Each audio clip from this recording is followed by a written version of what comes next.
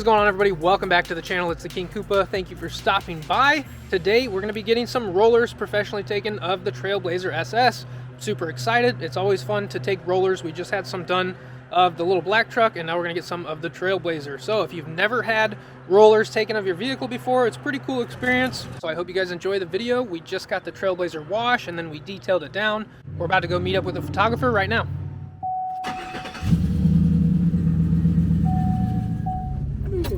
There's a copper.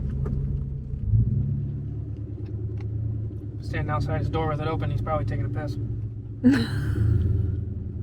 It looks like it.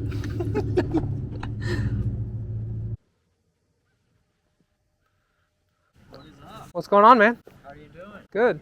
Good. Julian. Nice to meet you. Too. Nice to see you again, I Yep, guess. yep. So this is the Trailblazer.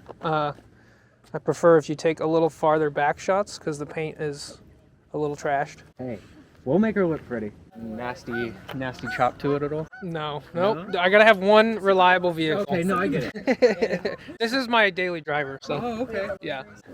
All right, we're about to get started. So we're gonna park over here to the side. That guy with the BMW, it's really nice. Offered to move his car so we could get some better shots.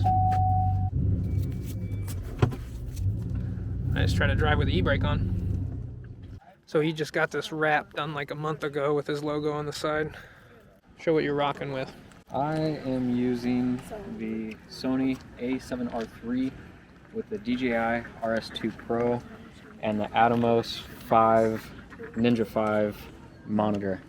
Oh, and an ND filter for lighting purposes. Awesome, that thing looks nice.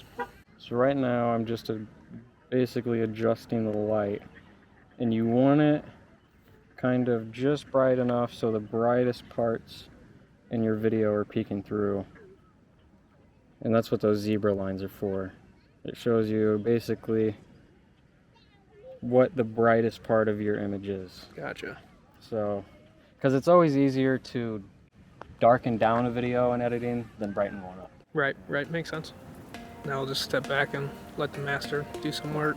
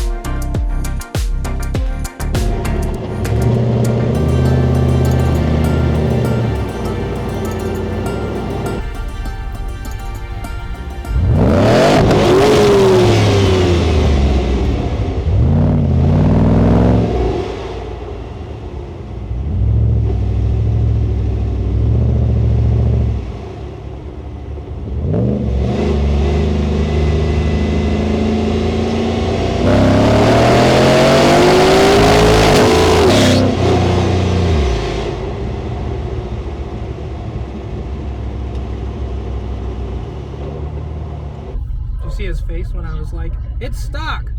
He said, "Huh?" I said, "It's stock," and he went, "Oh."